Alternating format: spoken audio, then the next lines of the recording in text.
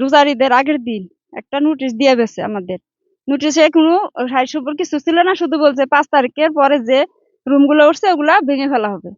তো 5 তারিখের পরে আমরা কিচ্ছু করি নাই। তারপরে আমাদের ঘর বাড়িগুলো এইভাবে তারা ভাঙছে। হঠাৎ করে বলে গেছে, আর আমাদের তো মানে চিন্তা ছিল না যে আমরা কিছু করি নাই, ভাঙবো না। এটা একটা সুন্দর সুন্দর আমরা কিচ্ছু সরাই নাই ঘরের মালসাবা না। পরে আপনাদের বাড়ি এখানে কত বছর ধরে করা? এই তো 30 বছর ধরে আছি আমরা এই জায়গায়। 30-40, একজনে 100-150 বছর আছে, কিন্তু আমি 30 বছর ধরে আছি। তো 30 বছর ধরে থাকার পরও এনে আস্তে আস্তে মনে করেন একটু করতে করতে এইরকম ঘর বাড়িটুকু আমরা করছি। তাও গার্মেন্টসে চাকরি করে, এছাড়া কিছু না। আমিও চাকরি করতাম, এখন আমি অসুস্থ, আমি করতে পারি না কিছু, কোনো মতে বাসায় থাকি আর কি।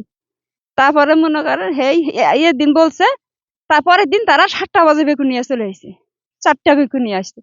আসার পরে মনের ইচ্ছা মতো সেদিকে আমরা চলে গেলাম, যাইলা সামনে অনেক আকুতি মিকুতি করছি, অনেক চিকার পারছি, সামনে যাই পড়ে গেছি গা বেকুর সামনে। তারপর তারা কতগুলো লোক নিয়েছে, মেয়ে লোক, আমাদের উঠাই নিয়ে বাইরে মায়ের দৌড় করে সরাই দিছে।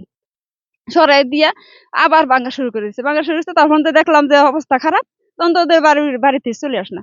আয়া যার মতো কিছু কিছু বার করতে পারছে, আর পার করতে পারিনি কিছু, সব ভেঙে ফেললো। কত সামনে গেলাম, কত আগে বললাম আমরা কই যাবো। রোহিঙ্গারা যদি থাকতে পারে, তাহলে আমরা এই দেশের নাগরিক কেন থাকতে পারবো না? আমরা তো দেশের বুড়ার। তাই রোহিঙ্গা এত সুন্দর সুন্দর ঘর করে দিচ্ছে, আর আমরা নিজেরা যা করছি নিজেদের ব্যবহার করছি, নিজেরা কষ্ট করে করছি। সেগুলো যদি না থাকে তাহলে আমরা তাহলে কি করবো, কার কাছে যাবো? এটা বলছি, বলার কারণে তারা বলছে কি যে সরকার খেদাইছেন কে, সরকার নিয়ে আসেন, এ কথাটা বলছে। এই কথাটা বলছে, তো সরকার তো আমরা খেদাই নাই, আমরা খেদাবো কেমন সরকার?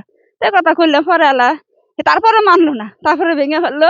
ঈদের দিন, এখানে ঈদের আগের দিন রোজা, সবটি মানুষ রোজা। আমার একটা ছোট্ট বাচ্চা কোরআনে হাফেজ পড়ে, সেই বাচ্চা রোজা রয়েছে, সেই বাচ্চারা ইত্তেফাকে বসে। হেন থেকে যখন শুনতে পারি ঘর, হ্যাঁ ধুল ফেরে বাইরে আইছে, বাইরে আইয়া আমার দৈরে টেনে টেনে আম্মা কান্দো না অনেক কিছু করতেছে, তারপরে মনে করেন এত বছরের বাড়ি ঘর হেগনা সব ভেঙে দিল। তারপরে ছেলেটা আমার অজ্ঞান অবস্থায় গেল, আমি অবস্থায় গেলাম, আমার উড়ে নিয়ে থেকে আবার করলে ভাঙবো না ভেঙে ফেলাইলো বাড়ি। বাংলো তেলে আমাকে দেখেনি 3টা খুঁড়ি না 4টা খুঁড়ি একবার উচ্ছেদ করে দিছে। কারেন্ট আমাদের দিবে না কিছু। আমরা কি অন্যায় করছি, আমাদের কারেন্ট দিব না? আমরা তো কিছু করি নাই, 5 তারিখের পরে কিছু করে, যা করছি আগেই করছি। আর খাস, এটা কালেক্টরি খাস, এটা কাগজপত্র আছে, আর আমাদের কোনো বন ছিল না এই জায়গায়, সব আমরা পুরান বসতি। তারপরে তারা বলছে যে বনের উপরে আমরা বন কাইটা বাড়িঘর করছি, আসলে আমরা কিচ্ছু করি নাই। তারপর আমাদের উপরে অত্যাচার করছে, মনে করেন আনে কোনো মতে আসি, এখন নাই পানি, নাই কারেন্ট, নাই কিচ্ছু, খুব কষ্টে আছি, না কইতে পারি। নেতা তারা আসে একটু চাল ডাল দিয়ে জায়গা, আর কোনো খোঁজ খবর রাখে না আমাকে, আমরা যে কি অবস্থায় আছি। তারা বলছে কারেন্ট দিব 8 দিনের মধ্যে, তারপরে তারা কারেন্ট বলে আইসে খুঁড়ি, তারপর তারা যে ফরেস্টের বাধা দিছে, তারা দেবে না, আমাদের কোনোদিনও কারেন্ট দেবে না। তারা চারা লাগিয়ে দিব বলতেছে, চারা লাগাইলে আমরা কই যাম পেলে?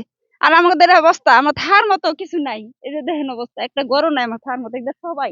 আর এটা যতটি মানুষ বাড়ি ঘর আছে সব নিরীহ মানুষ, কিচ্ছু নাই আমগো।